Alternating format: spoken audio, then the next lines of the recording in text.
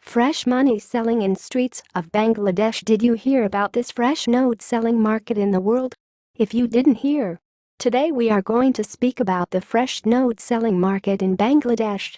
Bangladeshi street vendors sell fresh money to celebrate Eid al-Fitr. Eid al-Fitr is a Muslim festival and marks the end of Ramadan.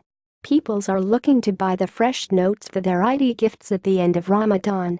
Every year Bangladesh Bank distribute new currency notes worth approximately TK 25,000 crore $3.2 billion into the market. Most of the time it is a short period fresh note selling market before Eid al-Fitr in Bangladesh. If you like my video, my channel, don't forget to hit the bell icon for my next video. Thank you.